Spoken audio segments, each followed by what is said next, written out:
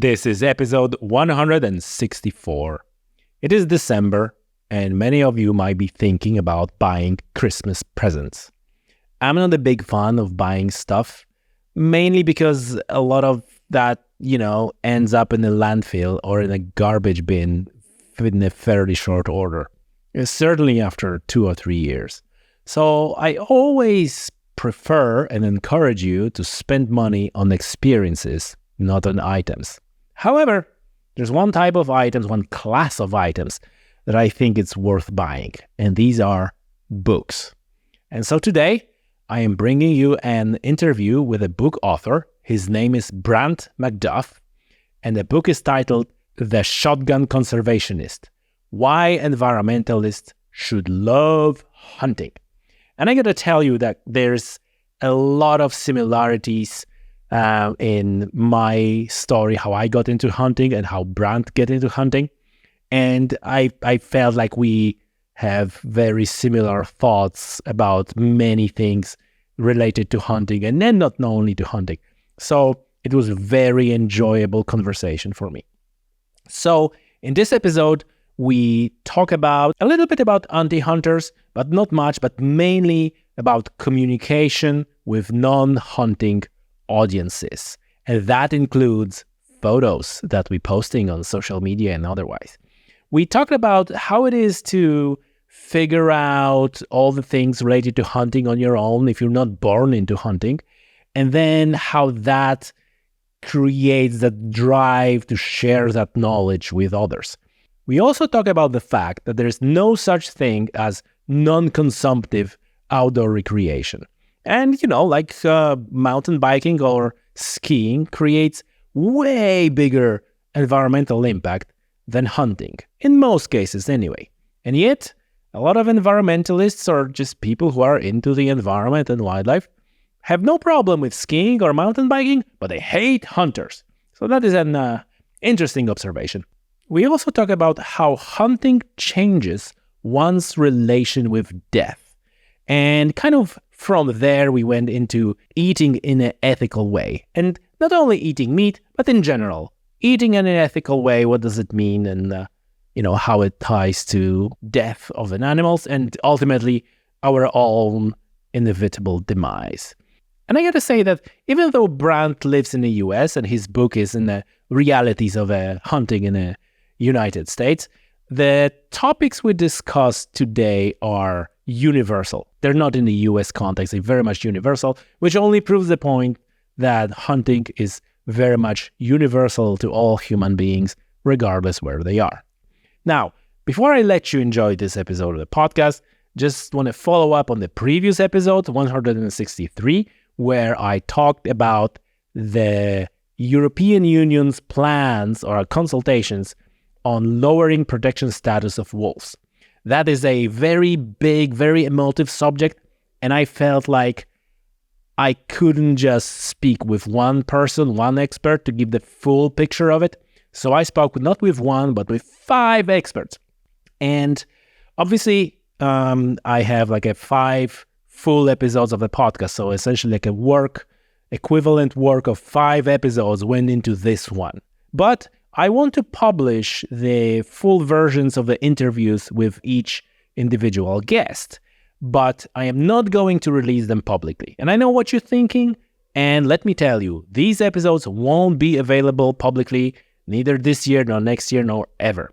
To get access to them and be notified when they're available, you need to register your interest.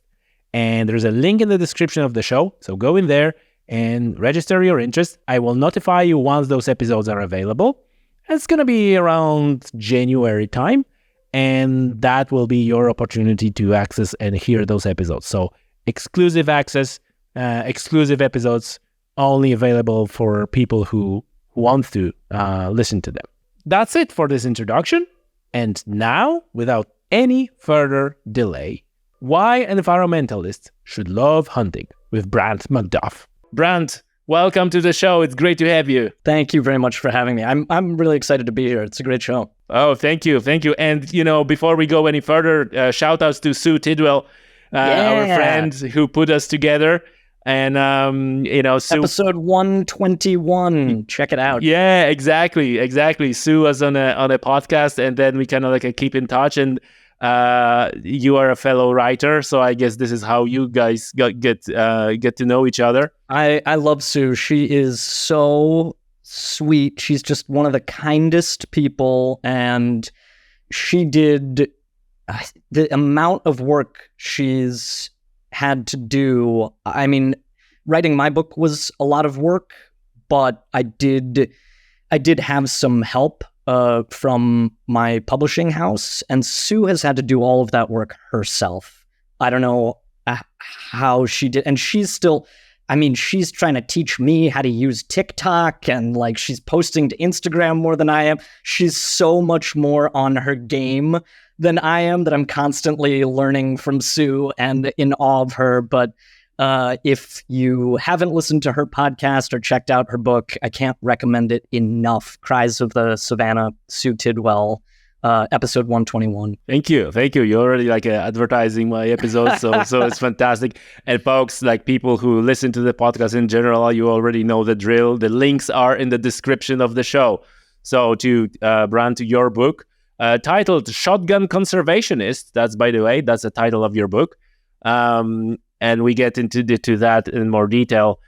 So yeah, folks, go and to check the description of the show. There's a lot of stuff there to click and subscribe and read and buy and stuff and so on. Okay, I just want to start with a point that really, in a way, sparked Sue's interest and think like, you guys should talk, because you obviously, as we said, you wrote the book titled Shotgun Conservationist. It's about hunting and how hunting connects with conservation and much more than that.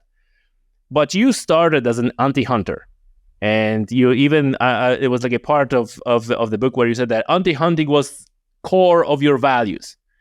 So I wanted to start from that point. How it happened that you've been anti-hunter in the first place, because most people are just, they're not anti-hunters and then not pro-hunters. They're just like, they just are, right? This is just like whatever. So how it happened that you became anti-hunter, and then what was the process? What was the transition to get you into the hunting world? I should clarify that I was never, now when I think of anti-hunters, I think of people who are very active. Either in on Facebook or something, or doing something to block hunting or stop hunting or protesting or something like that. I was definitely an anti-hunter, but I was a little kid, so it was less that anti-hunting was so much of a core for me, but it was more that I was an animal lover. And that was the core for me. So as a little kid, it was impossible to think you could square being an animal lover and a hunter at the same time. That for a little kid, that it just doesn't make any sense.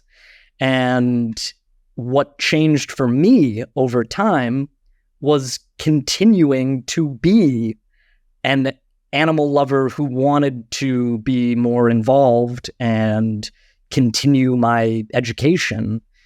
Because when you're a kid, the stuff that interests you about animals is a lot of the like fast facts, fun facts. And I still love those things, but it's, how good is a bear's sense of smell? How fast does a cheetah run? And stuff like that. That's the stuff that interests you about animals. How big is a blue whale's heart? And I still love those things. But as I got older, my interests kind of deepened, and I wanted to know more, not just about the animals, but what was necessary to keep the animals around. How did the animals interact with the rest of their environment? So whales are really interesting, but maybe krill are kind of boring. But as you get older, maybe the krill become a little bit more interesting to you because you're more interested in the whole cycle rather than just kind of the superstars. of the animal kingdom. So what turned me into a hunter was being an animal lover and keeping animals and an interest in animals in my life that turned into an interest in ecology and therefore an interest in conservation. And so they were all building on themselves over time. And I really, in the book, I say I'm envious. I'm very envious of the lifelong hunter because I think of first of all, just how much better I'd be at it and how many more adventures I would have had by now. But at the same time, it's very important to me that I built those credentials of my own will and volition of education and investigation rather than just sort of, oh, well, I don't know. I was kind of born into a hunting family, so I just kind of did it. So that's been very important for me, is coming to it on my own and using those sort of animal-loving, anti-hunting instincts to do the work and have that guide me. Like before we start recording, we were talking like how many similar things and similar thoughts and history we have. Even though we living on the different continents, but this is another one that you mentioned. Like figuring everything out on your own is kind of like you have this once you're done is like, oh, I've done something that is not easy for many people, and there's a lot of people who would like to start doing this and they just don't know where to start really. Like you wrote a book, you wrote the entire book. I wrote a guide how to become a hunter, which is basically like a last chapter of your book or one of the last chapters of your book. So this is function of the guide, but we it feels like we also had this at least I can speak for myself, this drive to share that with other people, saying like, hey, I did it. Like this is how it's done. And in case you're wondering about, getting your own meat and, hunting and so on, and you were not born into hunting, this is the guide. This is how you do it.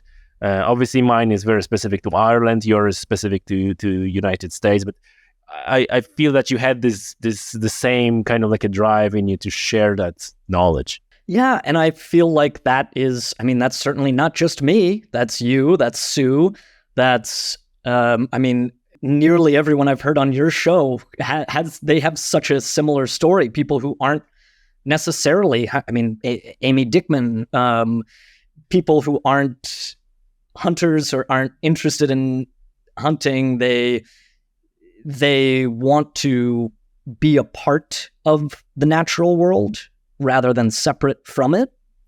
And you just can't help but learn things along the way and then want to share those things, because it is certainly there's no one out there saying like, ugh, I hate nature, let's pave it all. Even if they don't really care about the outdoors, I can't think of anyone who's like, let's get rid of this. So what I find so interesting about hunting and this sort of relationship to the outdoors is that people, I think they are interested. They're very interested in it. They just don't know that they are, and they forget that it's a thing, because it becomes so easy to just go to the grocery store and pick something up. And even if it's not meat, to still be so disassociated from where it comes from and the cost that it has, because it truly doesn't matter what you eat. It absolutely has an environmental cost unless you are only growing and eating things in your backyard. And so when I realized that for myself and became more involved, absolutely, I wanted to shout it from the rooftops, because I knew people I know, they felt the same way. They just hadn't gotten to the like, oh, guess I better take up deer hunting, or So, but yeah, I think it's a very common story among people who, especially come to hunting later in life. And I want to just now pivot to the part of your book where you describe your first hunt, And this is a great story. So people who will shortly buy the book, they can read. I'm not going to reveal the details of the story, but you're saying like when the deer was down, and you were approaching that dead deer, it felt natural, and again, this is my also experience. The first time when my first animal that I shot, which was a feral goat, and in the moment I didn't actually thought about anything. I was so much in the zone, but after I was done, gutting the animal and growlocking and all that, it was like same what you're saying, like, oh, that felt so natural. It was like a normal thing. Like it you approach this with a little apprehensions, like, oh, I'm gonna be like a dead animal, and then you're gonna put your hands in the guts, and it's like, oh my god, how. And then it turns out like, oh yeah, it actually felt like we were designed to do that. Mm-hmm.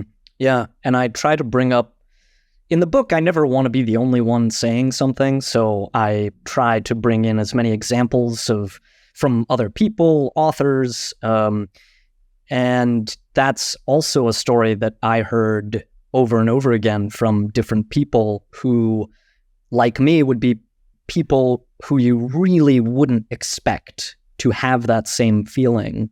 One of the people I talk about is author Tim Ferriss, and he's not really known as an outdoorsy guy. He wrote this book, The 4-Hour Workweek, and it's all about like business and planning your professional life and stuff like that. And then he's written other like, the 4-Hour Body and the 4-Hour Chef, but he had the same experience where he hated hunters growing up, and finally took it upon himself to go hunting for the first time, and then had this sort of like, whoa, wow feeling when he gutted his first deer, that, just as you say, he felt like he was designed for it. Another author, Lily Raff McCullough, she wrote a book called Call of the Mild, and it's her story about becoming a hunter as well, and she has a very similar story. So I think that is something that I've seen. I didn't really pay attention to, but that since that happened to me, that I've seen that story come up for other people as well. And I was sure that I would just start bawling or that I wouldn't be able to take the shot. And so I kept surprising myself that I was able to take the shot, and that I didn't start crying when I walked up to the deer. I think which was more of a combination of, I think, shock and just awe.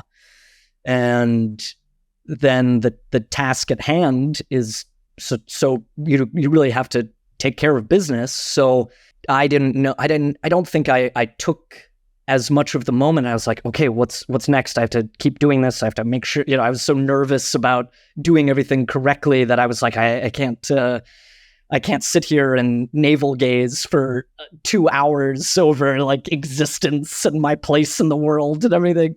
So it all sort of came rushing to me much later that day. But yeah, in the moment, it was much easier than I had expected it to be. Now, to be fair, I had worked in a butcher shop. I was teaching people taxidermy, so I'm not squeamish. But certainly I understood the difference between, oh, well, this deer was alive just a few minutes ago, and I'm the one who killed it. So that sort of weight is very different. Yeah, I remember, I think it was in Steve Rinella's book, where he said, like, once you put the hands into the still warm cavity of an animal, then it's a serious business. So that's sort of this concept. Let's go back to your book, and you talk about a lot of interesting things. One of them is, which ties again to some of the episodes that we had here that you mentioned, there's no such thing as non-consumptive outdoor recreation. And I love that part, because you kind of approach this from a little bit of a different angle, but the actual place where you arrived was exactly the same. That there are people who, they're sometimes actively don't dislike hunters, and because they killing the animals and so on. and they're hikers and they're kayakers and so on. And even I think it was on one of the episodes, and one of my guests was actively asking mountaineering group or somebody said, like, what is your impact on the environment? And they basically said none, zero. And it's like, that's couldn't be further from the truth. Yeah, when you think about, people talk about trophy hunting, but I mean, what is climbing Mount Everest? The impacts that has had on the landscape. And I love stories of climbing Mount Everest and stories of alpine adventure and things like that. But it does take a toll on the environment, and it is consumptive. That's, of course, a very extreme example, which is why in the book I do talk about kayaking and hiking and mountain biking and skiing. Mountain biking is kind of it's seen as non-consumptive, but it's incredibly damaging to landscapes. Creating those trails, it's not just the creation of the trail, but the use of the trail disrupts animal movements. And if you have mountain biking all summer and skiing all winter, well, that's a landscape that is now dominated by people in a way that pushes wildlife elsewhere. And it's easy to think, okay, well, the hunter goes into the landscape and maybe shoots an elk or a mule deer. But the whole point of the hunter is to move in and out of that landscape completely unnoticed, without having any impact on the landscape whatsoever. So maybe you get a mule deer or an elk, maybe you don't. But either way, the impact is zero or negative, because even if you do shoot a deer or an elk, those are animals that have already been accounted for by U.S. Fish and Wildlife. You are spending a lot of money to tag one of those animals. It is part of a built system to create value and funding for conservation. There is absolutely zero of that in stuff like mountain biking or skiing. Now, I'd love to ski. I haven't been skiing in years. I love kayaking. I was a whitewater rafting guide. So I love these other outdoor activities too. But people they're very unaware of the costs. And so it's very easy to show an image, a picture of a hunter there with a dead animal, and you see that. But when people think of like a cool YouTube video of someone with like a GoPro on their helmet going down a really cool mountain bike path, something like that, you don't really see those costs. You're like, oh, cool, look at this. And you don't see any of those negative costs. Whereas if you look at the picture of the hunter, you see what you think is a negative cost, and you definitely do not see any of the positive impact. So it's a very lopsided, they're very lopsided images, both the real images and the images that people conjure up in their heads. And that's one of the bigger problems that faces hunting, conservation, outdoor recreation, is what is seen by people and what is not seen by people. And the fact that you would have to stop and say, what are the impacts of this, and go do a bunch of research. People don't do that. Definitely. And, but, obviously you're very much embedded in the United States reality of hunting, and which, we said many times on the podcast is probably, the best wildlife management system in the world.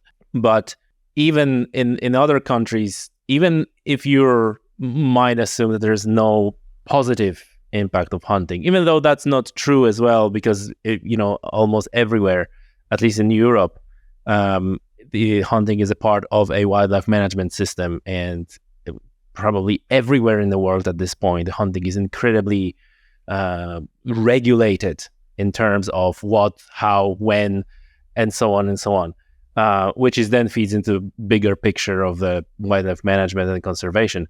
But like I said, you see this what's going you don't think, like I said, mountain bike park, all the disturbance. But then you have also things like roads that needs to be built, car parks that needs to be built. And I had a guest on a podcast who worked in the British governmental organizations who are responsible for national parks and so on.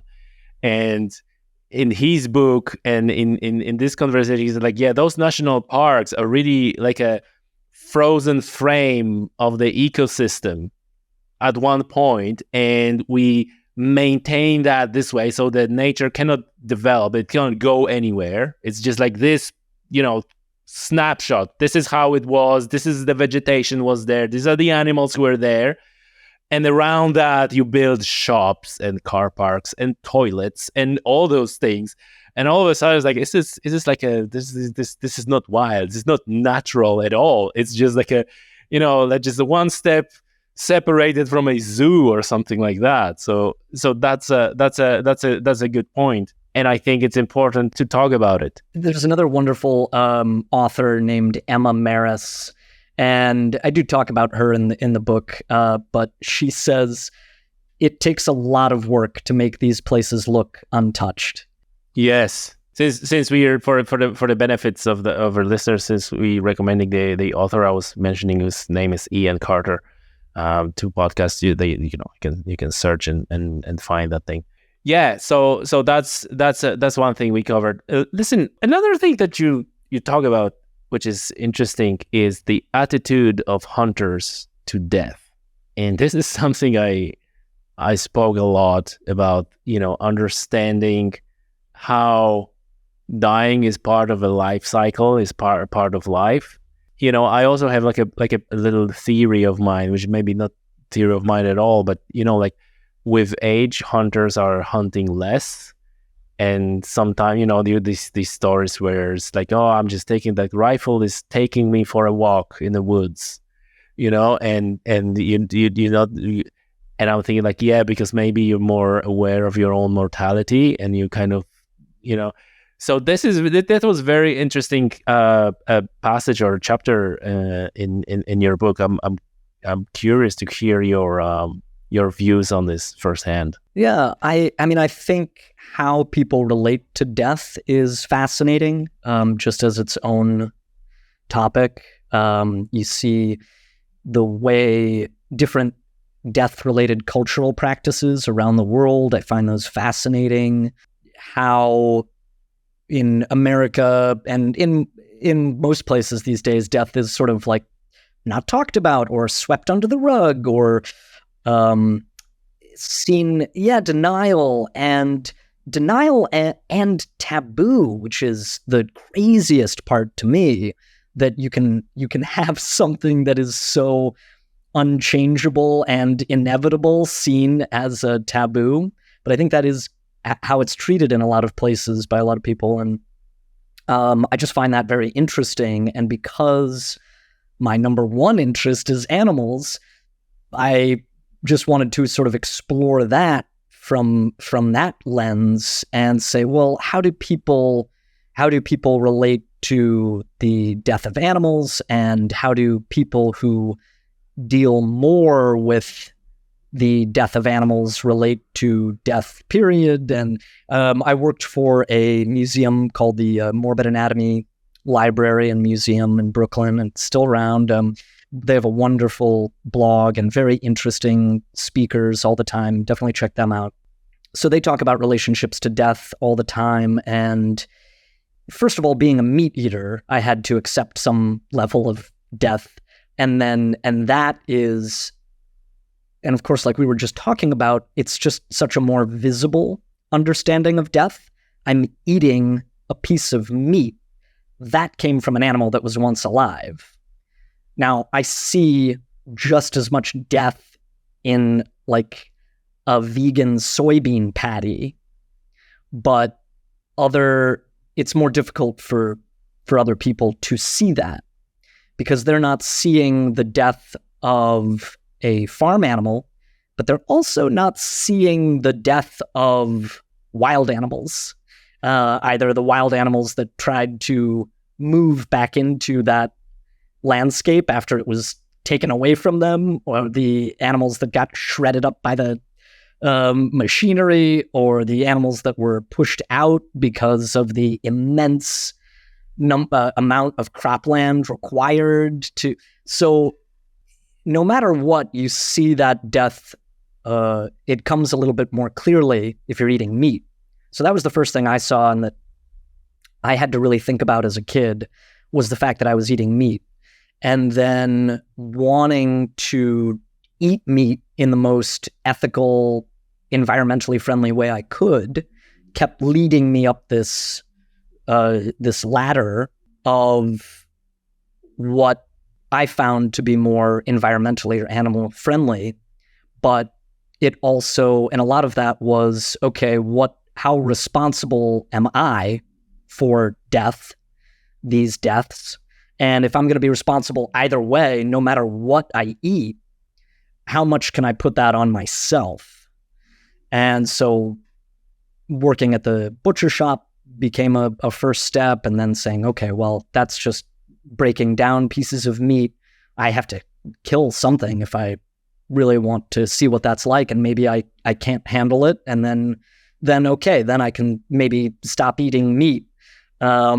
But then still having that, okay, well, that's still not a bloodless meal. And then coming to that realization that there's no such thing as a bloodless meal, the exact same way there's no such thing as non-consumptive.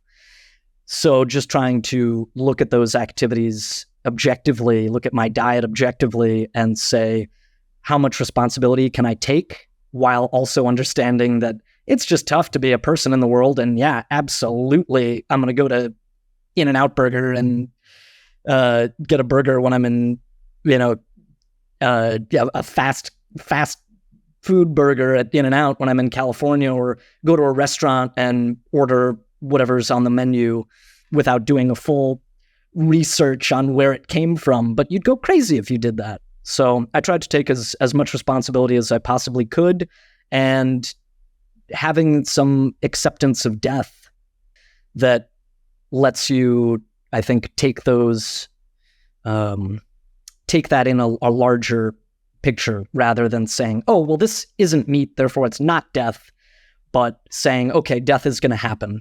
How do I want to relate to that in my own life? And I think that also it leads to that understanding that, like you said, it is part of life, and maybe even it helps you look at your own eventual death with more acceptance, kind of like understanding its place. Because I think that where we started this conversation, that in the Western society especially, we have a lot of like a denial, or just like, well, don't talk about it, is comes from kind of like not knowing where that piece of the puzzle fits into everything else. And then when you out there in nature and you see things happening, and everybody probably, even if they're a hiker, they found a skull of an animal on the trail, or just like, oh, there was and it becomes like more of a like, yeah, it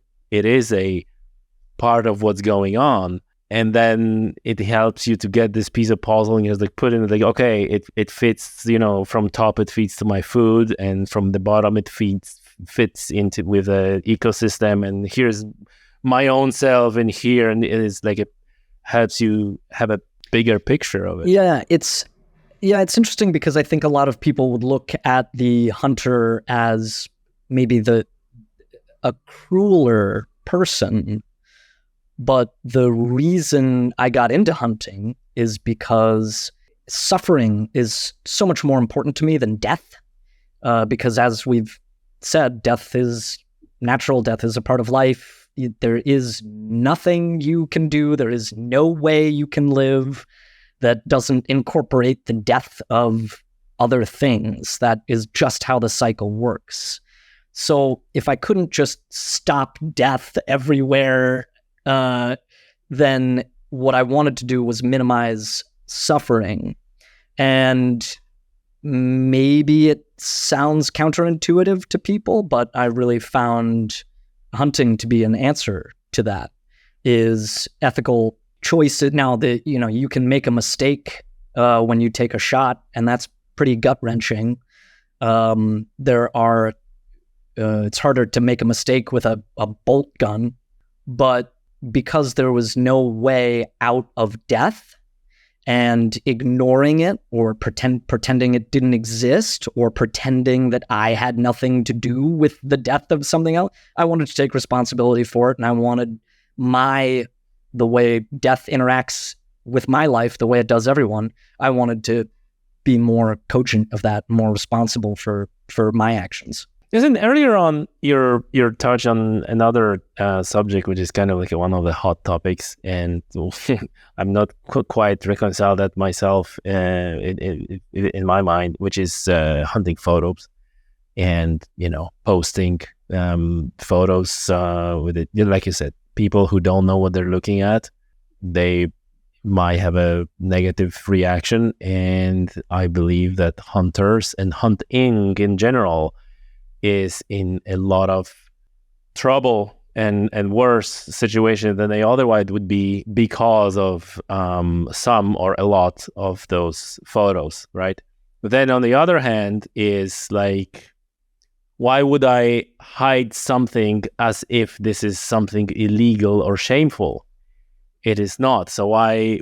And this is like kind of like a hard tightrope to walk, where so you spoke, you wrote a lot in your book about it, but curious of your views here. It's just impossible to find a good, clear answer to it. It's just one of the nastiest little hornet's nests for any discussion about hunting and hunters, because on the one side, you really want people to be open and upfront and sharing about this thing that is so important to them, important to the way we relate to nature, and having a visibility around these people who are so connected to their environment and their food sources, and their conservation activities.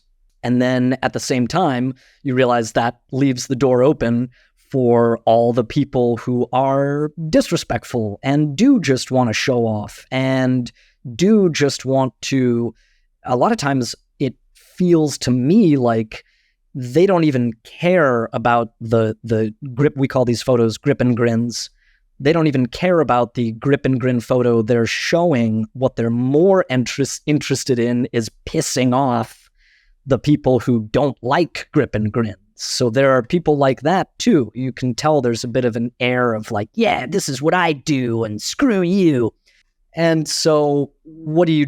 Do you tell all the nice, respectful people who are, spending years writing and crying and thinking over this complicated topic? Do you tell them, hey, don't post photos anymore? And then we are only left with the people who specifically want to piss people off. So you do need sort of that, a way to combat that. But it is because there is no one size fits all. There is sort of a tricky tightrope of, okay, well, how do you introduce your own audiences to it? You can't just say, here's the way to do it. You say, okay, well, here are my Instagram followers. I don't have a big follower base. It's mostly my friends and then people who have found me through the book. And I don't solely post hunting content. It's just like my personal Instagram.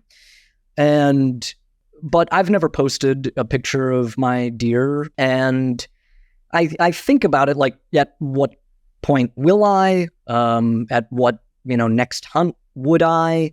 How do you slowly bring people on board and then show them that it's okay to look at this, and it's okay to be proud of what you have accomplished as a hunter if you do have a successful hunt. And I try to, the most specific series I go through in the book is like, well, what's the order of the photos, and what photos are you showing on Instagram, for example? So if someone just posted a photo of the dinner they made, that happens all the time. People post photos of the food they make. And if you say, okay, well, this is venison from a deer I shot, people might think about it a little differently if the only picture you have is you and the deer you shot. Now, maybe they'll just think that, well, that's the end of it. They just shot a deer and they're happy about it and that's it. So how much storytelling are you willing to do? And there's also a part of that the storytelling is almost is so much more difficult. Like if you were hunting in Africa or away from, if you're in the United States and you see people posting photos from another place saying, okay, well, here's the zebra I shot, and that's all you see. Again, maybe you're not seeing like what happens to all the meat, where did all the money go, how is this organized, how is this protecting habitat? You don't see those things. So it's a very tricky thing. Yeah, I think there's also the aspect of it that it's available to anyone, including people who wants to be angry, including like the other side of those who are just want to just trigger someone with a picture of a grip and grin, and like those who just go and they want to be upset about some pictures of grip and grin, so they actively searching for them. But I think that like everybody is available, and the grip and grin pictures and all that came from, it's as old as hunting or as old as photography, right? Cave paintings. Yeah, exactly. And you were showing that to people who who knows you, and even if they don't know the story, they know that you are a good guy. You're a like animal lover, and they knew that you were saving money for 2 years to go to this bucket list hunt, and they know. And all of a sudden, this kind of like an intimate picture is shown to everybody. It's like, now there it is. And I think that this is, and I think you said it in your book as well, that this you need to approach this a little bit like these are like intimate pictures, and you wouldn't show those pictures just about to anyone. Would that be the good guiding principle of what to show, what to share on social media in public or not? Honestly, I don't know. It does. I think that's a helpful starting point, because yes, you have to start with your own audience. I live in New York City. A lot of my friends are vegetarians or would consider themselves animal lovers, would not consider themselves anti-hunters, but as you said, people who just don't think about it. They're not anti, they're not pro, they're just kind of people who don't think about how, because why would you? If you're not a hunter, if you're not specifically an anti-hunter, why would you think about it for 2 seconds? So I share with those people first. And it's funny, a friend of mine just went on a camping trip with her husband and 2 kids, and they got fishing licenses, and where they were, they didn't need fishing licenses for the kids, but they bought them anyway because they liked hearing about in my book, just talking about the licenses and how do you pay for all this stuff. And so they bought a license as just sort of an act of conservation donation, even though they didn't need it. I just bought my duck stamp last night. It's $25. I needed to go migratory bird hunting, and that is me paying the U.S. government for conservation projects.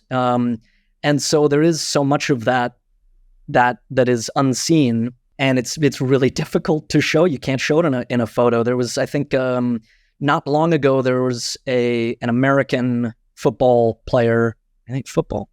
An American football player who posted a photo of him after a successful Alaskan black bear hunt. And he was out in Alaska, he got a black bear, and he was excited, and he showed off the photo. He bow hunted for it, and, people lost their minds. That's because, you see all these pictures of him going about his day or him playing football, and then all of a sudden, there he is with this dead bear, and a bear of all things. Everyone loves bears. I love bears. They're my favorite animal. And so people lost their mind because that's all you see is this guy who's really happy with a dead animal. They have no context for, okay, do you have any idea what he spent to make that happen, and where that money goes and how it perpetuates conservation and how it's managed. And you don't see any of that. And do you know how many black bears are in Alaska? Right, yeah. So it's very inflammatory, and unless you're going to, and he had a perfectly fine caption, like, incredible trip, incredible animal, like beautiful place, stuff like that. He was very excited about it, but he didn't go into, because why would you and why should you have to educate the entire world? But you kind of do at this point. So I kind of wished he had said, here's how much my tag cost. Here's how much here's how that you have to kind of give an entire economics and ecology lesson every single time. Almost, but almost like you say that this is regulated. I think that this already, puts at ease a lot of people who are upset or uncomfortable with the picture, right? Because people are uncomfortable and they reading comments and they making their minds based on the comments they reading. And quite often it's like, do you understand that this is not just you go with a rifle and you blast the first thing you lay your eyes on, right? It's very regulated. It's a season that is from calendar day to calendar day. That's a season. You need to be very specific. What animal, what age is the animal, what sex is he, like all those things. And a lot of people who are very quick to get upset about it, they don't know like how regulated that thing is. But then to your point is like, you would need to, like, you literally wrote a book explaining this. Yeah, it was, it's my book. I really tried to make a sort of 101 sampler. So I don't talk about any one topic as much as it should be discussed, but I really wanted to try and touch on as many things as possible, because it's so easy to be flippant about it and just keep those preconceived notions that you've had since you were a little kid because you've never wanted to or had to do the investigation otherwise.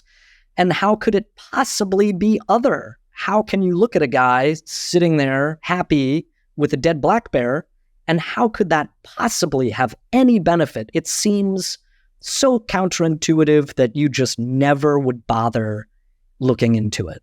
That is true. How was it? What was the reaction of your friends when you were kind of like easing them into the idea that you are a hunter? Did you get any like a negative reactions, or was it more of a curiosity? Well, my friends, I'm very lucky to have just the most wonderful people in my life. And my friends, they trust me.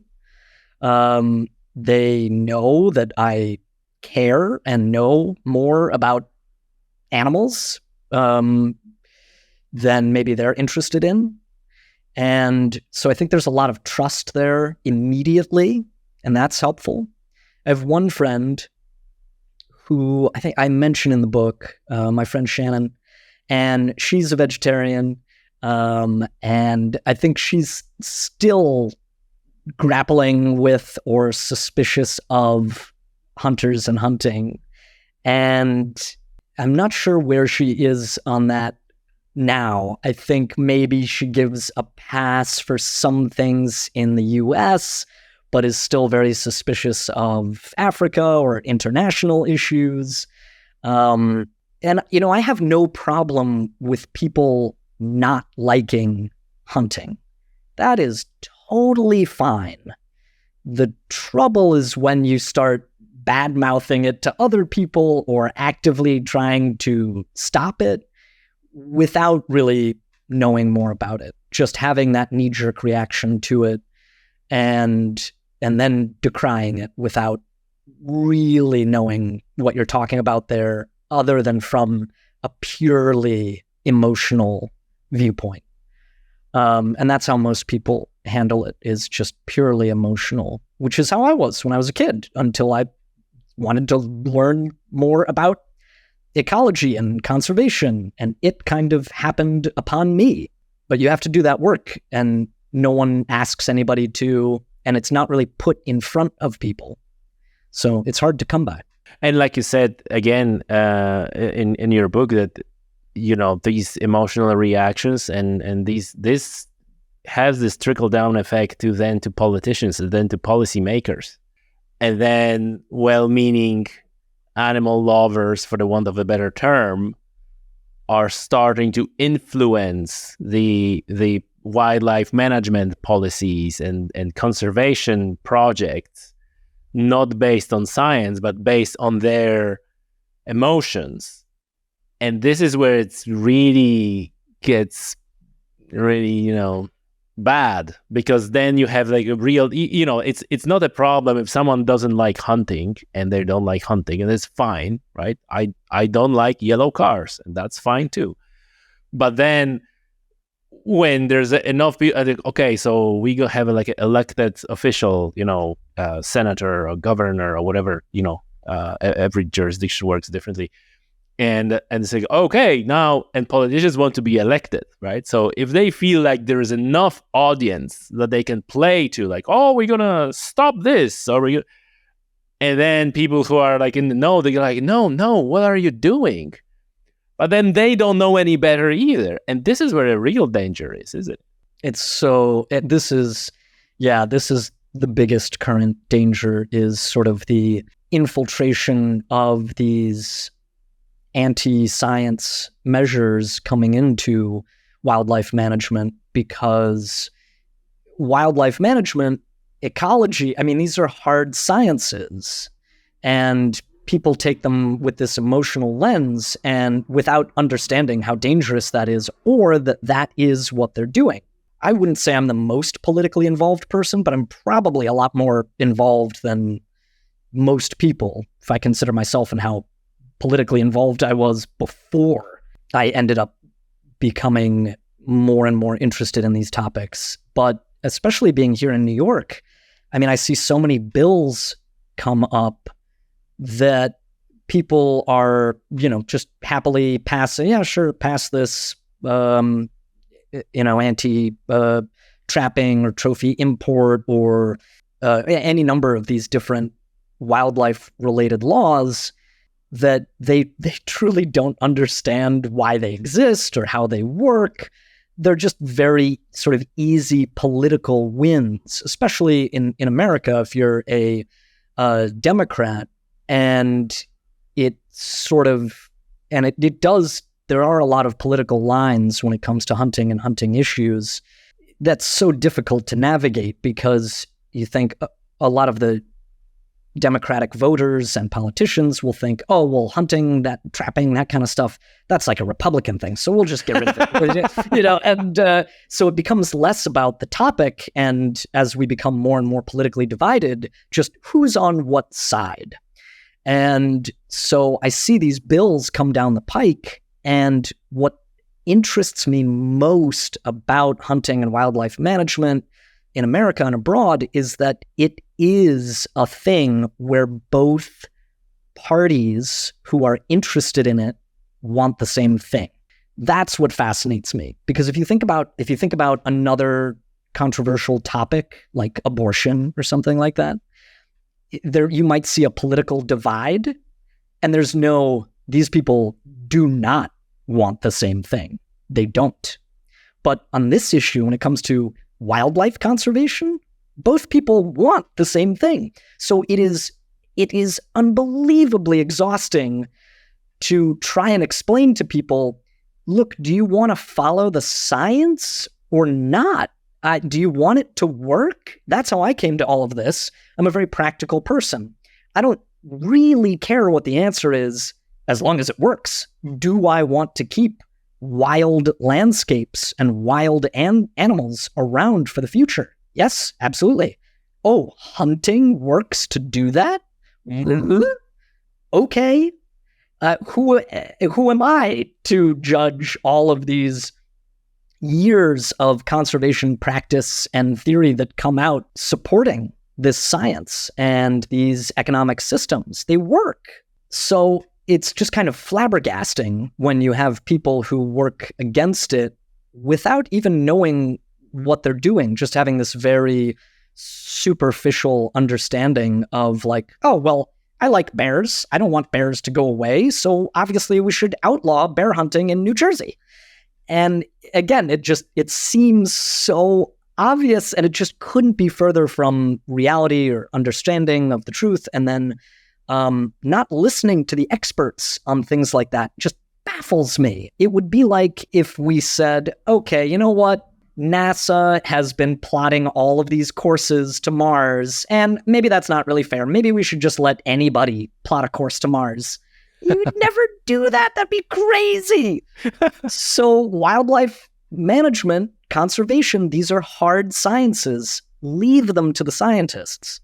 But people don't see it that way because animals are so emotional to us. I gotta ask you this question, because this is all good, but it feels to me like this line has its pitfalls for hunters, especially. It almost feel like we need an excuse for hunting, for like, oh look, I'm hunting because you have all these things here, and you're gonna be paying money for conservation, and even in Ireland, we controlling deer because deer are out of control and they're causing damage, and all those things. Similar things you see, for example, in Australia with controlling invasive species and so on, right? And then the government steps in and says, like, okay, we have a choppers and we have a machine guns. We're gonna sort out problem of invasive species one for all. And then all of a sudden, they're like, oh, hang on a minute, we actually like some of them, and so it's kind of like a question is like, would you be okay to give up hunting and not hunt at all if all the other boxes are ticked? Or do you think that that the hunting has a value in itself as a hunting without, separated from all the conservational benefits? Yeah, I think it's an excellent question. The value that the actual hunting brings to people, I find important because it is giving them a reason to be involved and interested and care about the natural world. The natural world. It's all the natural world, but the non-human, the non-human leaning world, and that is important because we keep around what we care about. So I like the importance that puts on the individual and how that imbues that level of care and interest. If we're just talking about, okay, individuals aren't really going to hunt anymore, we're just going to have the government kind of take care of everything. There are places where I would like to see more of that. I talk a little bit about Staten Island, the one of the boroughs in New York City that's just off of where I live.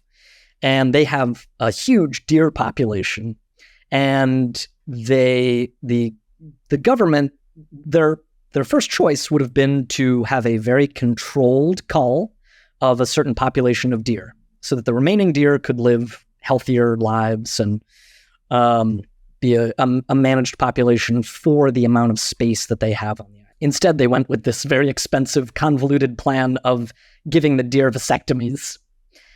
So I heard about that. Yeah, it's pretty crazy. So if let's say the government was in control of this and you had a controlled cull annually, think of all the places that meat could go and be incorporated into the local economy, the local people. What if the Staten Island public schools were being given fresh local venison, that instead of having to buy cheap burger meat from a factory farm far away, it would be the most environmentally conscious choice we could make. But because people just don't perceive, and if you heard about it, I bet, and I say this in the book, but I bet if you heard a story about some remote island where all the school children eat wild game from the island, and you'd be like, wow, that's cool. But the minute you bring it into like an urban space, it seems weird. Oh, nature is over there. It's not here in our backyard. So there's that sort of perception. And then you think about, Australia is just a perfect case study for so many things.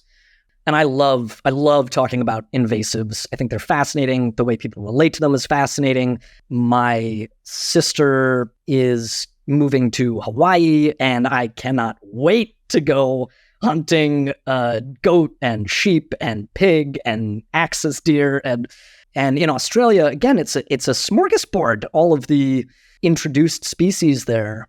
So I think it's a give and take. I think you have to, first of all, I think because there are so many invasive species and it is really nearly impossible to get rid of them or even manage them to the degree that we really need to manage them, I think you do have to kind of come in with a triage of what's most important, which is why I talk so much about cats. Another topic that animal lovers are not really exactly. Yeah, they don't. And it really is the sort of, it is this like gateway to such a difficult conversation. But you can, if we have all of these big invasive species like the free roaming cattle, different hooved animals in Australia, the pigs, that they're near, pigs in Texas, they're a near unlimited food source that we could be sourcing from so much more than these farm raised animals that, people don't like the way they're raised. It can be inhumane. And we don't like the environmental cost of those factory farmed animals. And here we have this wild alternative. Well, why don't we take a break and start eating them down a little bit? And okay, well, let's give that a shot, see how well we do. So I think it's too difficult to implement. People would have to wrap their heads around it. It's such a difficult task. Of course, I wouldn't want to lose my personal opportunity to go hunting these invasive species. But yes, for me, I would be very willing to give up some personal opportunity to see ecosystems thrive. I do think there's a bit of a difference in introduced and invasive. It's funny that New Zealand they're starting to like freak out about their tar and their chamois. And the tar, from what I've read, they're not really having the impact on the landscape that they live in areas that, they're like this or that vegetation that they're saying it's a problem for. I'm really not seeing the science to back that up. You see so much more devastation from what the pigs cause or what the Australian possum causes in New Zealand. And yet they're putting all of this big money into the tar. And it's like, well, you have people who are willing to spend a lot of money to come over and hunt the tar. And that's bringing a huge amount of money into your economy and reducing tar populations at the same time. Why don't you focus on your invasive cats or your invasive possum, who are far more damaging to ecosystems? But, the tar, they make a much easier target physically and practically. So you see a lot more of that importance put on those animals, which is kind of wild. And then, Australia, again, the cats are cute. People have cats as pets. People cannot wrap their heads around culling the outdoor invasive cat population. Yeah, no, you're right. You're dead right here. Like tar is relatively easy to eliminate, and it's like a checkbox. Check. We sorted out tar problem. Yeah, go ahead and sort out the possum problem. Right. See how well you go with that checkbox. Yeah, this is fascinating conversation and so many facets. Brant, tell me, how do you think the future of hunting will play out? I think that in the US, as much as anywhere else, hunting is under increased pressure. We discussed some of those pressures. We spoke many times about the social license to hunt. We also spoke quite a few times about hunting organizations who are only waking up now to the fact that they need to communicate to non-hunting audiences in order to ensure the future of hunting. And I think that goes, European Federation for Hunting and Conservation FACE, they actually open a position that is called like a communication manager for, with non-hunting audiences, something that is in the open. This is what we're doing now. I had the pleasure to attend a CIC conference when they also kind of like waking up to these things. Obviously, SCI was there as well, and I see that SCI went a long way from their Trigger the Anti-Hunter campaign to what they're doing now. So they're starting to wake up a little bit to the reality, but the pressure is there. So if you could look at the crystal ball, how do you see the future of hunting playing out? Yeah, I mean, it absolutely is a social campaign, and hunters have always been perfectly happy to be off on their own. They're very they like to be out in the woods quietly. They don't, they're not engaging with. They don't want to engage with social media. They don't want it to, and it is only to their detriment now. There's also, as with anything, there's so much infighting between groups, how this should be done, how that should be done. Maybe Safari Club International thinks backcountry hunters and anglers are too liberal, and maybe backcountry hunters and anglers think Safari Club International is too conservative. And that kind of doesn't matter. You've got to really put those political divides aside, and you've got to say, this is for all of us, and if we don't work together, we're all toast, which I think is difficult. Every group wants people to donate to their own group. Their own group are the most important issues.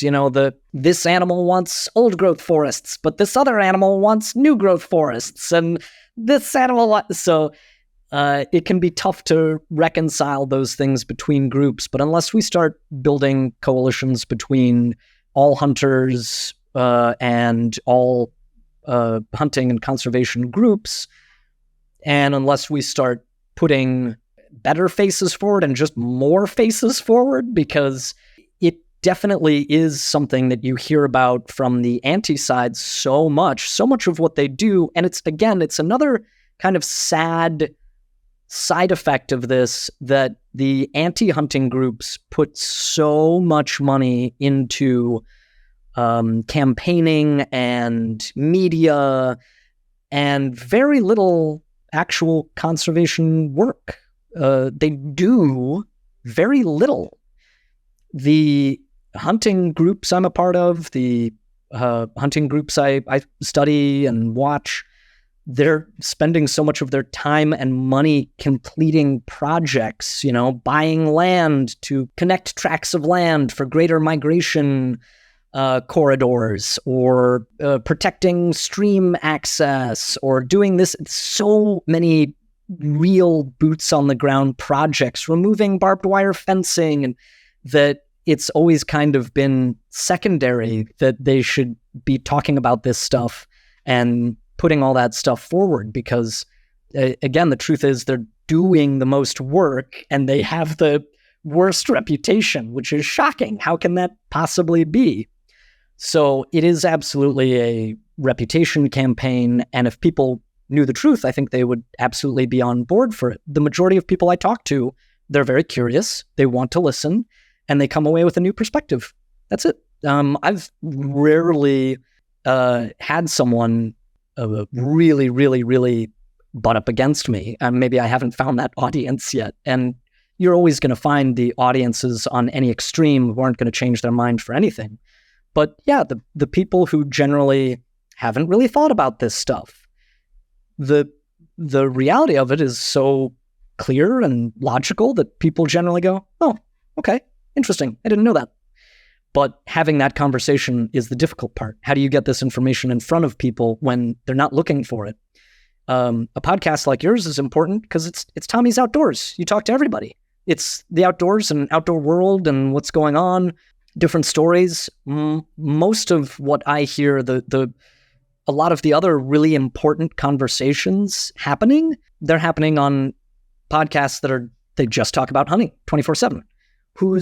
who's tuning into that? Other hunters, and that's it. Precisely. This is what I say, that I always sometimes to my detriment, because if you look at how do you do like a good podcast, you have your audience, you have your niche, but I actually think that this is one of the biggest things, and I'm not doing this for money.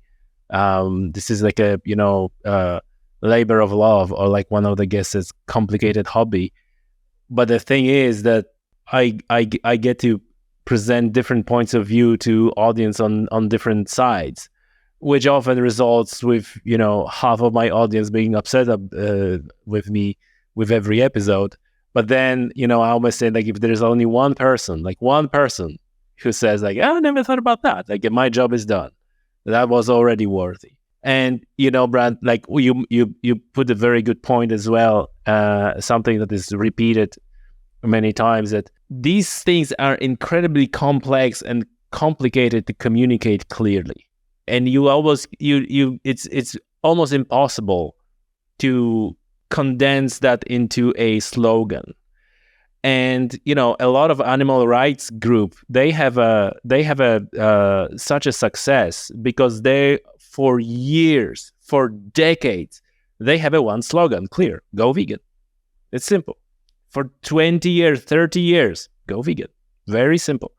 Now, how do you juxtapose that with like, yeah, but we have these projects, and we, connecting tracts of land, and we managing age class of animals, and it's like, oh no, man, like this is like, especially in today's media landscape, where everything is like a 1 minute or 30 seconds, and you swipe up or down or left. It's like, that's way more conducive. It's like, go vegan. Simple, right? And this is what we're against. But I think, like I said, I see the good signs of people who should have been on the case earlier. It's better late than never, I guess. We gotta stay positive.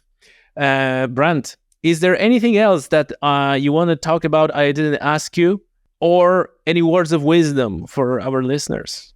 No, I mean, I would recommend, if listeners are tuning in for me because you're my friend, or you found out about my book and then you found out about this podcast, you should really listen to some of the other episodes on this show. Like we talked about at the top, Sue Tidwell, Amy Dickman, Adam Hart. There's so many.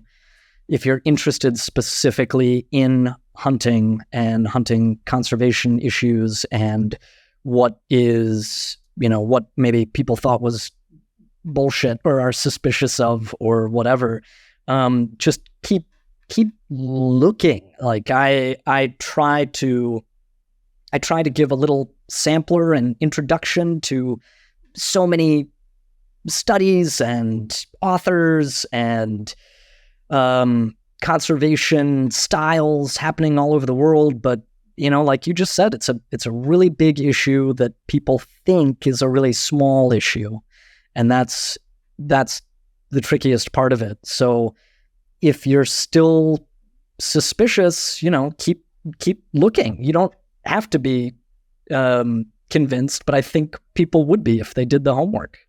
So keep listening. But you're putting out a great product, and thank you for that. Thank you. I appreciate your kind words. Folks, the Shotgun Conservationist, Brant MacDuff. Book is, I presume, available everywhere where books are available, Amazon, Audible. Yeah. Any specific place other than the description of this show that people may want to also go to buy the book? No, I don't have links to buy my book on my website. Now you have. It's in the description of this show. Oh, yes. Yeah. I mean, they're not, I have a link. You can buy it through my website, but that's not any better than buying it anywhere else. We're going to put that link as well. We're going to put all the links in the description of the show. Brant, thank you so much for the conversation. It's been a real pleasure, and thank you. Thank you. Much appreciated. Yeah, take me fishing sometime. Of course.